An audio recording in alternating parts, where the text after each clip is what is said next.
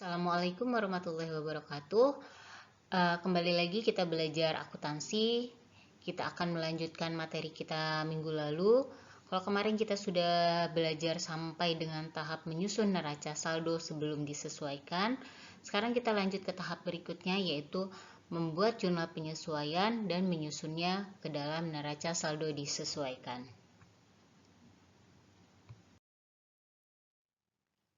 Ini adalah agenda pembahasan kita hari ini. Pertama kita akan mereview sedikit tentang materi yang sudah pernah kita pelajari. Kemudian dilanjutkan dengan membahas akun-akun apa saja yang membutuhkan penyesuaian. Kemudian selanjutnya kita akan belajar bagaimana membuat ayat jurnal penyesuaian. Dan terakhir kita akan menyusun neraca saldo disesuaikan atau adjusted trial balance. Kita masuk ke materi kita yang pertama untuk hari ini, yaitu review. Kita akan mereview sedikit tentang siklus akuntansi. Masih ingat kan dengan gambar yang saya sajikan ini? Yap, ini adalah gambar dari siklus akuntansi. Kenapa saya menunjukkan kembali gambar siklus akuntansi ini kepada kalian? Tujuannya adalah karena saya ingin mengingatkan kembali kepada kalian tahapan-tahapan apa saja sih yang ada di dalam siklus akuntansi dan sudah sejauh mana kita mempelajari tahapan dari siklus akuntansi sampai dengan hari ini.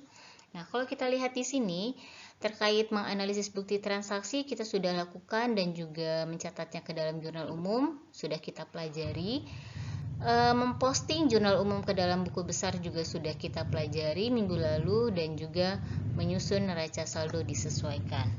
Nah, hari ini kita akan mempelajari dua tahapan berikutnya, yaitu jurnal penyesuaian dan neraca saldo disesuaikan. Kalau kita lihat dari gambar siklus akuntansi ini, materi hari ini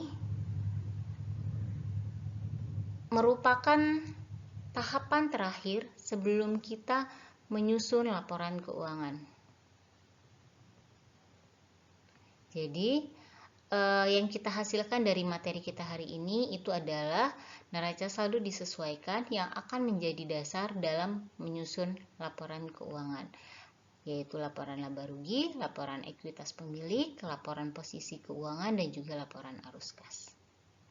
Oke ya, saya kira cukup reviewnya terkait siklus akuntansi. Kita masuk ke materi selanjutnya, yaitu materi kita hari ini terkait dengan akun-akun apa saja yang membutuhkan penyesuaian. Oke, kita next ya. Sebelum masuk ke akun apa saja yang membutuhkan penyesuaian, kita pahami dulu apa sih yang dimaksud dengan penyesuaian atau proses penyesuaian.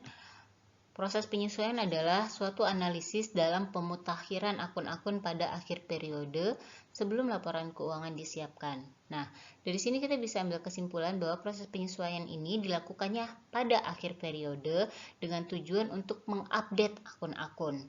Sehingga dengan update-nya akun-akun tersebut, kita siap untuk menyusun laporan keuangan.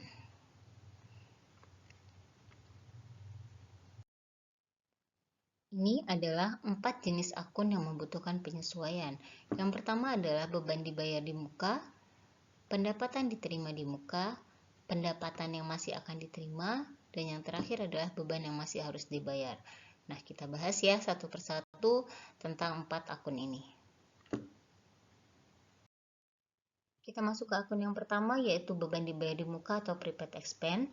Sesuai dengan namanya, yaitu beban dibayar di muka, artinya bahwa kita melakukan pembayaran beban di awal yang sesungguhnya kita belum mempunyai kewajiban untuk melakukan pembayaran beban tersebut saat ini.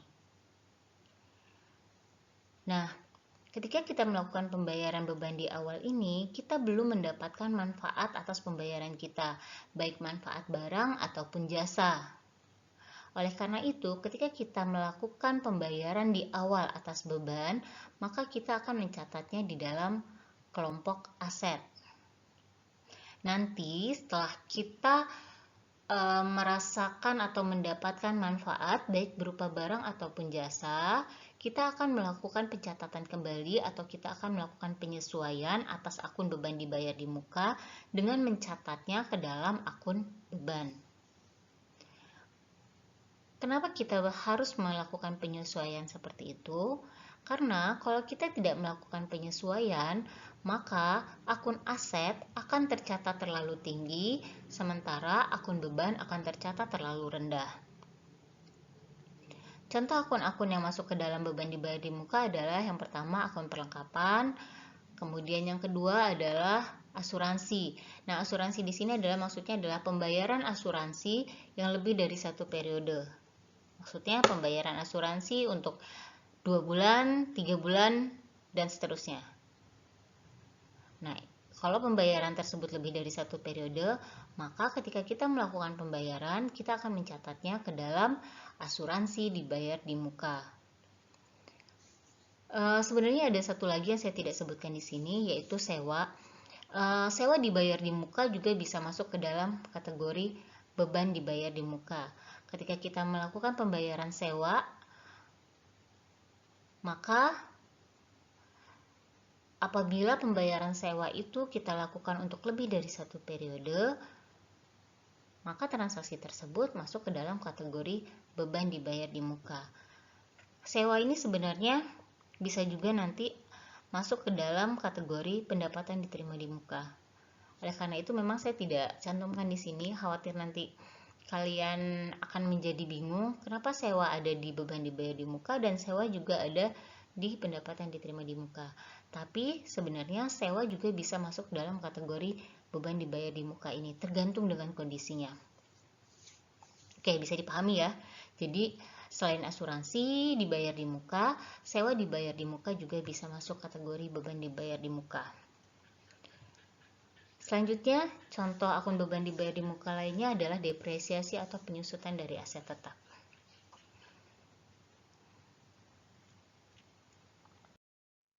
Selanjutnya adalah akun pendapatan diterima di muka. Kalau kita lihat dari namanya, yaitu pendapatan diterima di muka. Ini merupakan kebalikan dari beban dibayar di muka. Tadi kalau beban dibayar di muka adalah kita melakukan pembayaran di awal, tapi kita belum menerima manfaat jasa atau barangnya. Nah, kalau pendapatan diterima di muka, kita sudah menerima pendapatan di awal, tapi kita belum memberikan jasa ataupun barang kepada pihak yang melakukan pembayaran. Nah, karena kita baru menerima uang tapi belum memberikan manfaat baik jasa ataupun barang, maka akun pendapatan diterima di muka ini kita catat di dalam akun liabilitas. Nanti kalau kita sudah memberikan manfaat berupa jasa ataupun barang, kita akan melakukan penyesuaian dari akun yang masuk ke dalam kategori liabilitas menjadi akun pendapatan. Nah, apa dampaknya kalau kita tidak melakukan penyesuaian? Di sini adalah dampak apabila kita tidak melakukan penyesuaian, di mana liabilitas akan tercatat terlalu tinggi, sementara pendapatan akan tercatat terlalu rendah. Contoh dari pendapatan diterima di muka ini adalah perusahaan maskapai penerbangan ya. Jadi biasanya kan kalau para pengguna maskapai penerbangan itu dia akan melakukan pembelian tiket di awal. Nah, pada saat para pelanggan membeli tiket pesawat untuk penerbangan, itu kita mencatatnya sebagai pendapatan diterima di muka karena kita belum memberikan manfaat jasa penerbangan kepada para pelanggan. Nanti setelah pelanggan mendapatkan manfaat atas jasa yang kita berikan, yaitu berupa penerbangan ke daerah yang dituju, maka kita bisa mengakui pendapatan diterima di muka tersebut sebagai pendapatan. Begitu juga untuk penerimaan pendapatan sewa di awal atau pendapatan sewa yang lebih dari satu periode. Seperti tadi yang sudah saya sebutkan juga di bagian beban dibayar di muka, sewa ini bisa masuk ke dalam kelompok sewa dibayar di muka, bisa juga masuk ke dalam sewa diterima di muka, tergantung kondisinya. Masuk ke dalam sewa dibayar di muka kalau kita melakukan pembayaran sewa ke pihak ketiga. Menjadi pendapatan sewa kalau kita menerima pembayaran sewa dari pihak ketiga. Dan pembayarannya ini atau penerimaannya ini merupakan pembayaran atau penerimaan yang lebih dari satu periode.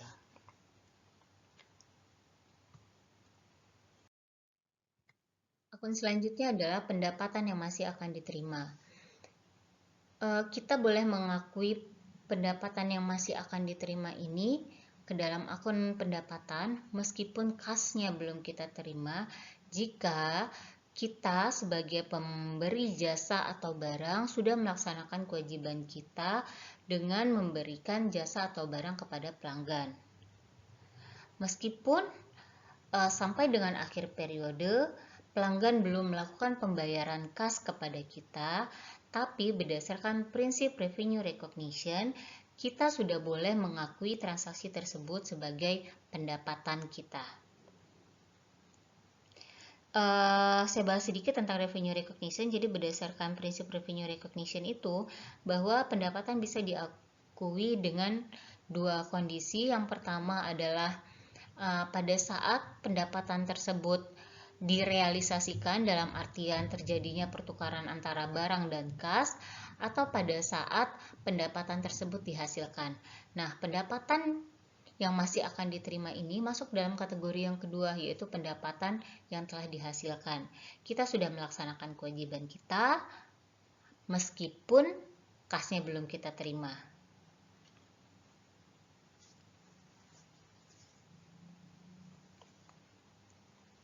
Catatan lainnya terkait pendapatan yang masih akan diterima ini, transaksi ini sebelumnya sama sekali belum dicatat di dalam periode akuntansi, sehingga kita akan melakukan pencatatannya pada saat akhir periode di dalam jurnal penyesuaian untuk mencantumkan pendapatan yang memang telah kita hasilkan di periode berjalan. Begitu juga dengan akun selanjutnya, yaitu beban yang masih harus dibayar. Kebalikan dari pendapatannya masih akan diterima, kalau beban yang masih harus dibayar, ini adalah kewajiban kita untuk melakukan pembayaran atas jasa atau barang yang sudah kita terima. Di mana sampai dengan akhir periode akuntansi, kita sama sekali belum melakukan pencatatan dan juga belum melakukan pembayaran.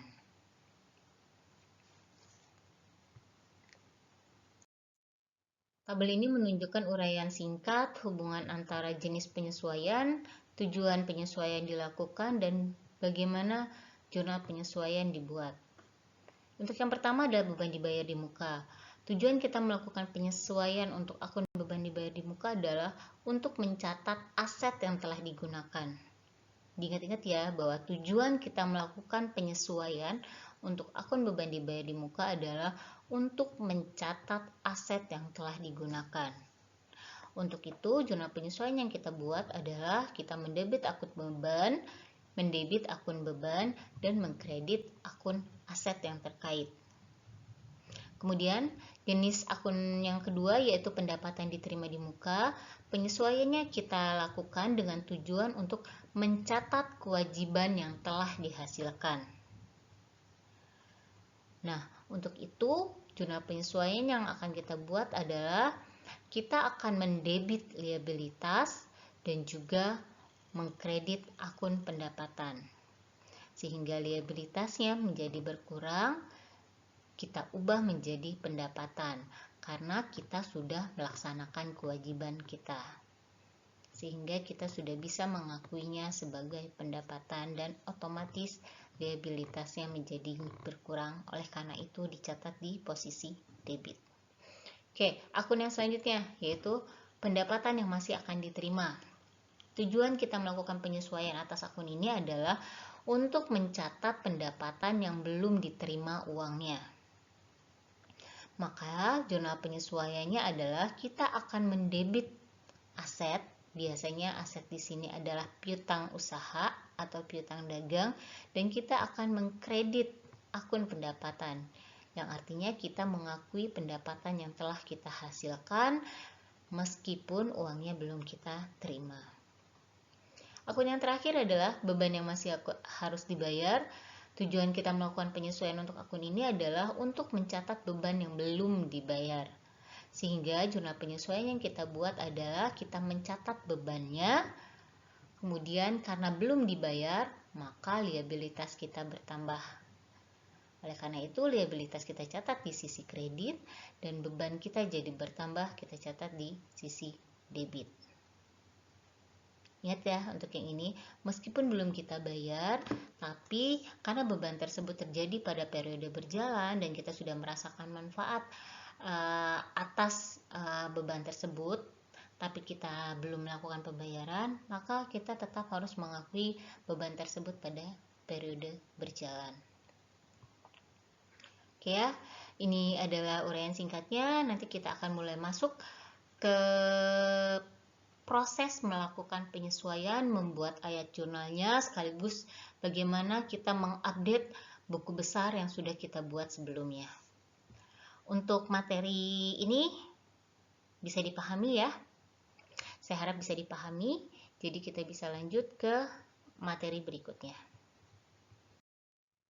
Next, kita akan membahas tentang ayat jurnal penyesuaiannya. Ini adalah neraca saldo sebelum disesuaikan dari gejolak laundry. Sebagian besar sih ini sama dengan neraca saldo sebelum disesuaikan dari gejolak laundry pada pertemuan sebelumnya. Saya hanya menambahkan beberapa akun untuk memudahkan dalam proses pembelajaran terkait ayat jurnal penyesuaian. Ada 2 akun yang saya tambahkan di sini, yaitu asuransi dibayar di muka dan juga pendapatan diterima di muka. Selain itu, semua akun masih sama seperti dengan pertemuan kita sebelumnya. Kita akan membahas bagaimana cara membuat ayat jurnal penyesuaian untuk akun-akun beban dibayar di muka. Contoh yang pertama adalah kita akan membahas akun perlengkapan. Tadi kalau kalian ingat di neraca saldo sebelum disesuaikan, tercatat bahwa perlengkapan untuk Kejora Laundry sebesar 150.000. Nah, berdasarkan hasil pemeriksaan di akhir periode, yaitu di tanggal 31 Agustus, ternyata perlengkapan Kejora Laundry yang tersisa sebesar 50.000. Ingat ya, bahwa tujuan kita melakukan penyesuaian untuk beban dibayar di muka adalah untuk mencatat aset yang telah digunakan. Nah, kalau sementara di soal ini diinformasikan bahwa perlengkapan yang tersisa, sementara yang mau kita catat adalah perlengkapan yang sudah digunakan. Jadi kalau tadi di neraca saldo nilai persediaan masih sebesar 150.000, sementara di sini yang tersisa ada 50.000, berarti perlengkapan yang digunakan selama periode bulan Agustus sebanyak, ada yang tahu sebanyak berapa? Sebanyak 100.000. Dari mana dapatnya 100.000? Dari 150.000 yang tadi ada di neraca saldo sebelum disesuaikan, dikurangi dengan saldo yang tersisa, yaitu 50.000. Sehingga kita peroleh bahwa untuk periode bulan Agustus, perlengkapan yang digunakan adalah sebanyak 100.000. Sehingga jurnal penyesuaian yang akan kita buat seperti ini. Kita mencatat beban perlengkapan di debit sebesar 100.000 dan akun perlengkapan kita catat di kredit sebesar 100.000. Di sini artinya bahwa kita mengakui bahwa dari 150.000 perlengkapan yang ada di neraca saldo, 100.000-nya sudah berubah menjadi beban perlengkapan, dan perlengkapan sudah berkurang sebanyak 100.000, sehingga nanti di buku besar akan terlihat bahwa saldo perlengkapan akan tersisa menjadi 50.000. Nah, setelah kita membuat jurnal penyesuaian ini, kita akan langsung melakukan pengupdatean ke dalam buku besar yang sebelumnya memang sudah kita buat.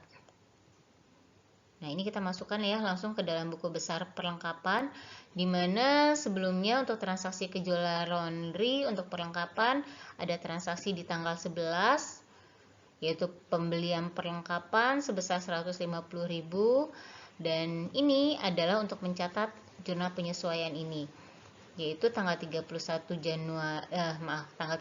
Agustus transaksi jurnal penyesuaian ada di kredit, kita catat di kredit, sehingga saldo akhir dari akun perlengkapan sebesar 50.000. Jadi sama ya, sesuai dengan soal bahwa di tanggal 31 Agustus perlengkapan Kejora Laundry tersisa 50.000. Nah, di sini kita lihat perlengkapannya tersisa 50.000 karena 100.000-nya sudah digunakan. Nah, selanjutnya kita akan langsung memindahkan juga akun beban perlengkapan ke dalam buku besar. Karena untuk beban perlengkapan sebelumnya tidak ada transaksi selama periode bulan Agustus atau periode sebelumnya, maka di sini di buku besar hanya akan muncul transaksi beban perlengkapan yang diperoleh dari jurnal penyesuaian yang kita catat di sisi debit, dan saldo akhirnya juga di sisi debit sebesar Rp100.000. Bisa dipahami ya? Jadi di sini sih saya mau langsung menunjukkan bahwa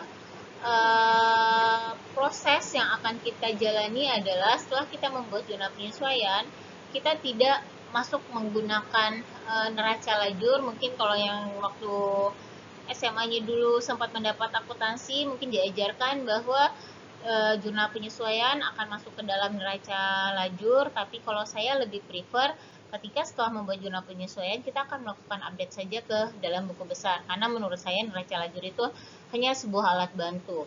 Proses sesungguhnya dari akuntansi adalah seperti yang saya sampaikan ini.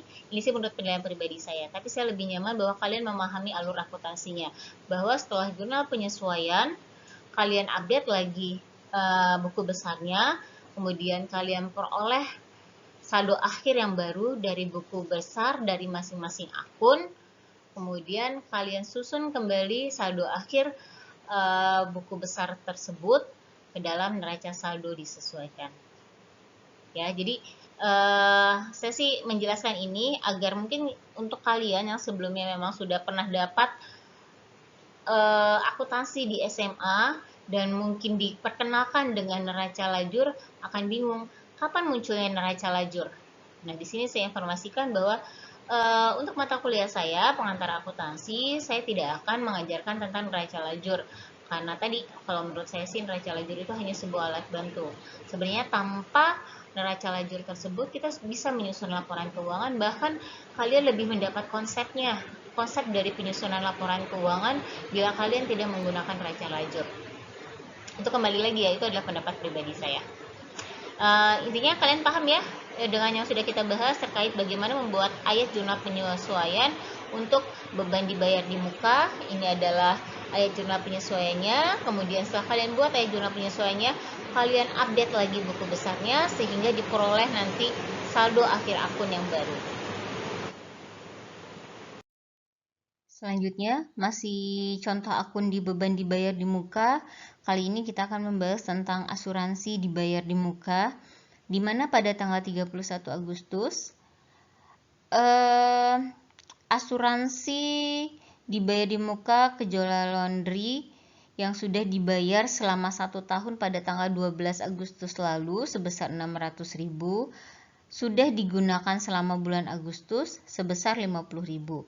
50.000 ini diperoleh dari 600.000 dibagi 12.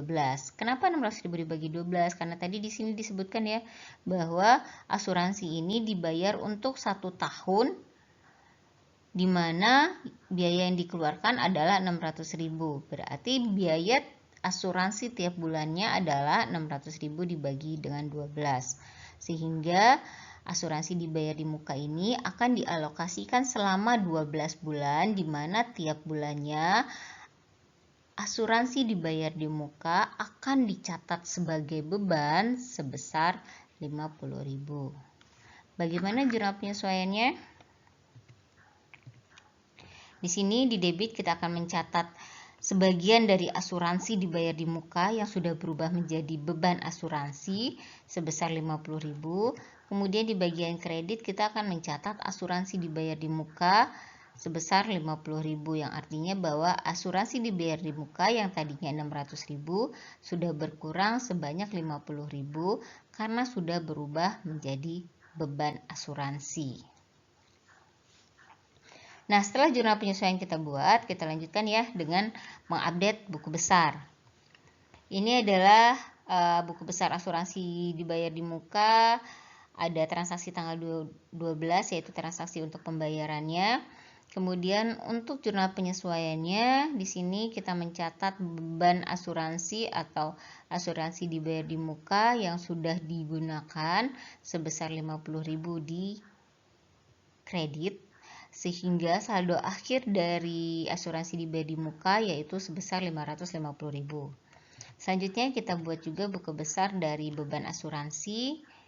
Di sini beban asuransi baru muncul akibat penyesuaian, sehingga hanya ada satu transaksi di sini, yaitu di posisi debit dengan nominal 50.000. Oke, kita sudah mengupdate dua buku besar yang terkait dengan jurnal penyesuaian asuransi dibayar di muka.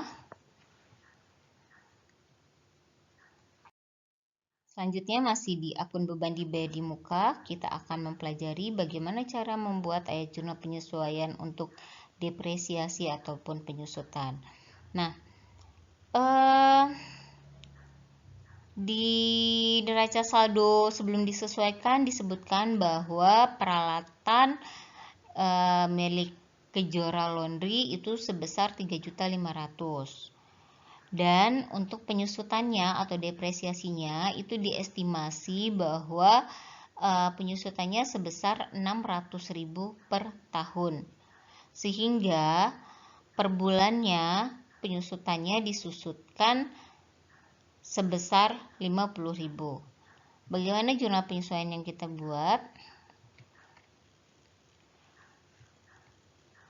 Kita akan mencatat beban penyusutan di debit sebesar 50.000 dan di kreditnya adalah akumulasi penyusutan sebesar 50.000 di kredit. Nah, akumulasi penyusutan ini merupakan akun kontra dari asetnya.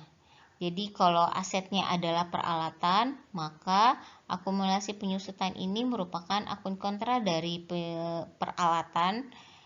Di sini jadinya adalah akumulasi penyusutan dari peralatan. Disebut akun kontra karena nanti akumulasi penyusutan ini akan menjadi pengurang dari nilai peralatan. Oke, ini adalah jurnal penyesuaiannya. Bingung nggak untuk membuat jurnal penyesuaiannya? Kita mencatat beban penyusutan karena aset sudah digunakan sehingga aset mengalami penyusutan. Penyusutannya itu kita catat dalam akun beban penyusutan. Dan untuk mengurangi nilai peralatan, kita tidak mengkredit akun peralatan, tapi kita akan mencatatnya di dalam akun kontranya, yaitu akumulasi penyusutan peralatan. Setelah kita membuat jurnal penyesuaiannya ini, kita update lagi buku besarnya. Karena sebelumnya belum ada transaksi terkait beban penyusutan, maka yang muncul hanya akun dari transaksi jurnal penyesuaian, yaitu berada di posisi debit sebesar 50.000. Begitu juga dengan akumulasi penyusutan berada di posisi kredit sebesar 50.000.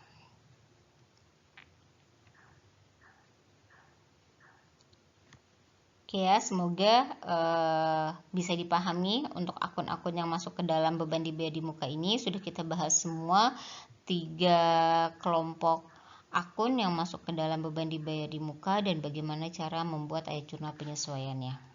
Kalau masih ada yang belum paham, nanti kita bisa bahas di diskusi ya.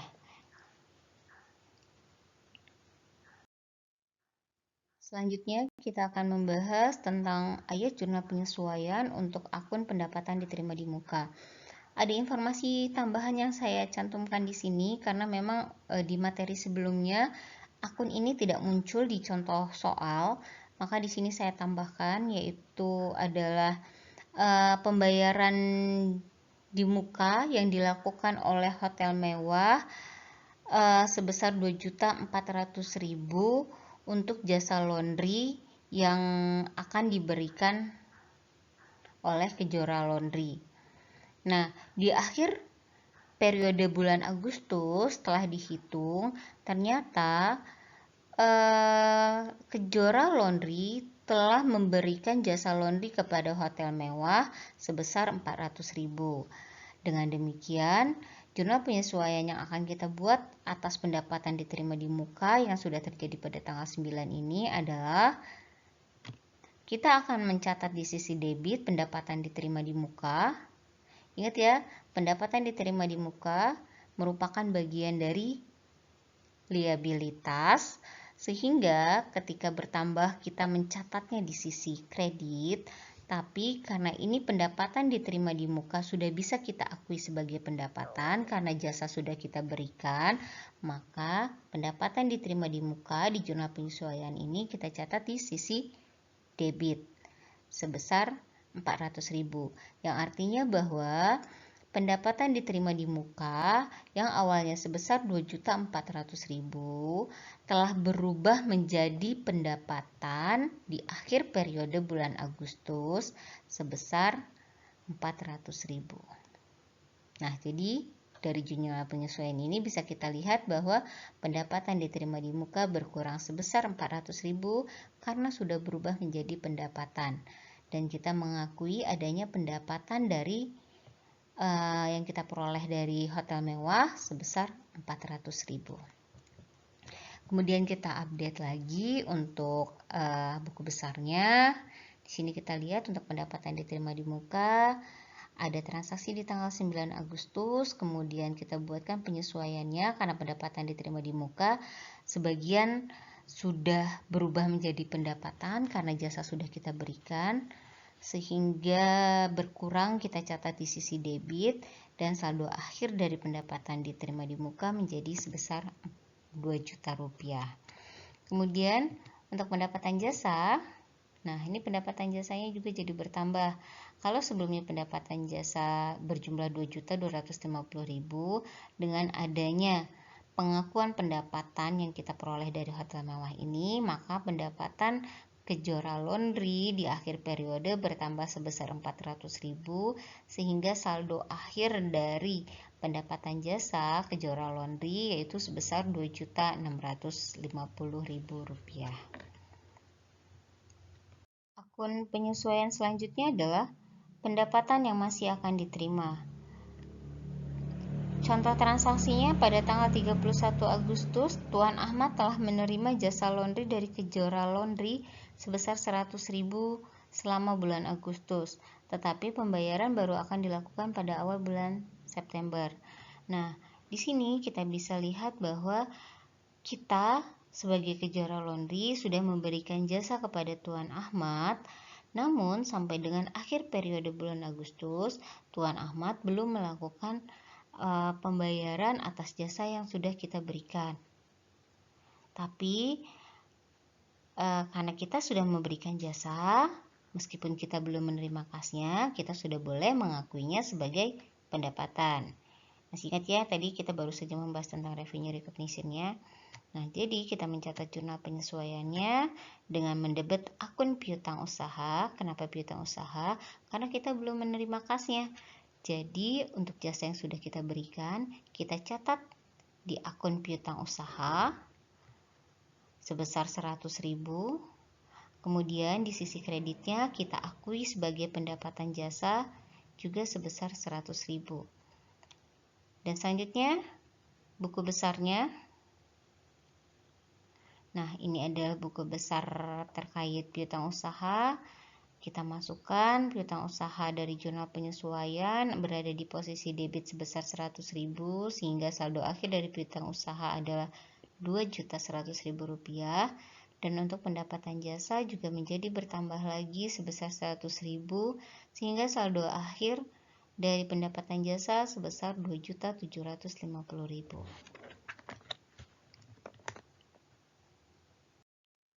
Terakhir, ayat jurnal penyesuaian untuk beban yang masih harus dibayar. Contohnya adalah Emon merupakan pegawai yang baru bekerja di Kejora Laundry pada tanggal 28 Agustus, sehingga Emon baru akan menerima gaji pada akhir bulan berikutnya. Gaji Emon sebesar 50.000 per hari. Nah, di sini diinformasikan ya bahwa Emon ini merupakan pegawai baru dan baru bekerja tanggal 28 Agustus dan gajinya belum dibayarkan di bulan ini, tapi baru akan dibayarkan nanti di bulan selanjutnya. Nah, tapi di sini yang harus kalian catat adalah dari tanggal 28 Agustus ketika Emon mulai bekerja sampai dengan akhir periode akuntansi yaitu 31 Agustus, di situ ada beban yang harus dibayar oleh perusahaan karena sudah menggunakan tenaga Emon untuk bekerja. Jadi dari tanggal 28, 29, 30, 31 itu Emon sudah bekerja selama 4 hari di bulan Agustus tapi belum dibayarkan. Dan kewajiban dari perusahaan adalah membayarkan 4 hari kerja yang telah dilakukan oleh Emon selama bulan Agustus nanti di akhir bulan berikutnya, yaitu di akhir bulan September. Tapi di akhir periode Agustus ini perusahaan tetap harus mencatatnya sebagai beban periode Agustus karena beban tersebut sudah terjadi di periode Agustus tapi belum dibayar, sehingga nanti untuk sisi kreditnya kita akan mencatat sebagai utang gaji. Ini jurnal penyesuaiannya. Kita mencatat beban gaji untuk gaji Emon yang sudah terjadi, yaitu dari tanggal 28 sampai dengan 31. Meskipun belum dibayarkan secara kas, tapi Emon sudah memberikan tenaganya bagi perusahaan, telah berkontribusi bagi perusahaan, sehingga beban gajinya tetap harus ditulis pada periode yang bersangkutan sebesar 200.000. Dan karena kita belum membayarkan gajinya, maka di sisi kreditnya kita mencatatnya di dalam akun hutang gaji sebesar 200.000. Jadi beban bertambah, hutang gaji juga bertambah sebesar 200.000 untuk mencatat 4 hari kerja Emon di bulan Agustus yang belum dibayarkan. Kemudian kita lanjutkan dengan jurnal penyesuaiannya. Kita catat di buku besar terkait jurnal penyesuaiannya. Oke, ini adalah jurnal penyesuaian untuk beban gaji. Beban gaji sebelumnya sudah ada untuk pembayaran gaji pegawai yang sudah bekerja lama, yaitu sebesar 1.200.000. Kemudian ini penambahan untuk jurnal penyesuaian di akhir periode, yaitu untuk gaji Emon sebesar 200.000. Jadi totalnya 1.400.000. Kemudian untuk hutang gajinya menjadi muncul di sini sebesar 200.000 di sisi kredit. Mudah ya dipahami? Saya harap bisa dipahami. Oke, selanjutnya kita summary ya buku besar tadi yang sudah kita buat. Tadi jurnal penyesuaiannya sudah kita buat. Sekarang kita summary dulu buku besar yang sudah kita update dari transaksi jurnal penyesuaian yang sudah kita buat. Ini adalah saldo akhir kas. Ini saldo akhir kas. Ini saldo akhir piutang usaha. Saldo akhir dari peralatan. Saldo akhir dari perlengkapan. Saldo akhir dari asuransi dibayar di muka setelah diupdate. Kemudian muncul saldo akumulasi penyusutan. Kemudian utang usaha menjadi 2.500.000, masih sama ya untuk utang usaha. Kemudian muncul utang gaji sebesar 200.000. Modal tetap 15 juta, ini saldo akhirnya. Pendapatan diterima di muka, saldo akhirnya 2 juta rupiah. Pendapatan jasa, saldo akhirnya di 2.750.000. Beban sewa 500.000. Beban gaji totalnya 1.400.000. Beban perlengkapan ini adalah saldo akhirnya. Beban utilitas saldo akhirnya 400.000. Beban asuransi dan beban penyusutan saldo akhirnya berjumlah 50.000. Nah, kita sudah berhasil mengidentifikasi saldo akhir dari tiap-tiap akun. Setelah kita lakukan penyesuaian, selanjutnya kita akan menyusun kembali saldo-saldo akhir yang baru ini ke dalam neraca saldo disesuaikan.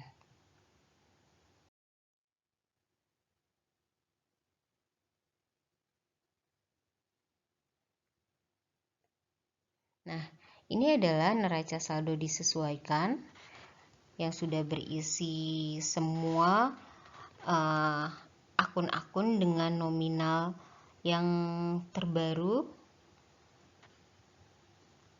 Susunannya sama ya, dimulai dari aset, kemudian dilanjutkan dengan liabilitas, modal, pendapatan, dan diakhiri dengan beban-beban. Nah, kita pastikan juga bahwa jumlahnya sama antara debit dan kredit. Kalau sudah sama, berarti tahapan neraca saldo disesuaikan sudah selesai. Selanjutnya, neraca saldo disesuaikan ini akan menjadi dasar kita dalam menyusun laporan keuangan, baik itu menyusun laporan laba rugi, laporan ekuitas pemilik, laporan posisi keuangan, maupun nanti laporan arus kas. Ya, satu yang mesti diingat, ketika kita menyusun laporan keuangan, saldo-saldo dan akun-akun yang ada di neraca saldo ini memang menjadi basis kita, menjadi dasar kita dalam menyusun. Kecuali untuk satu akun ya, yaitu modal. Jadi modal ini kan akan muncul selain di laporan ekuitas pemilik, juga akan muncul di laporan posisi keuangan. Ketika kita menyusun modal di dalam laporan posisi keuangan, harus kalian ingat bahwa kita tidak menggunakan angka atau saldo modal yang ada di neraca saldo ini. Saldo yang kita gunakan untuk modal ketika kita menyusun laporan posisi keuangan adalah saldo akhir yang kita peroleh ketika kita menyusun laporan ekuitas pemilik.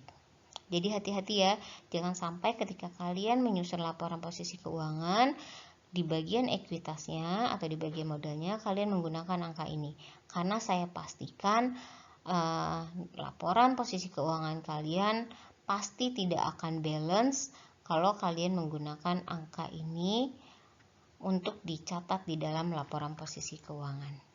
Ya, jadi diingat, untuk modal kalian gunakan saldo yang dihasilkan dari penyusunan laporan ekuitas pemilik. Gunakan saldo akhir dari ekuitas pemilik untuk dipindahkan ke ekuitas di laporan posisi keuangan.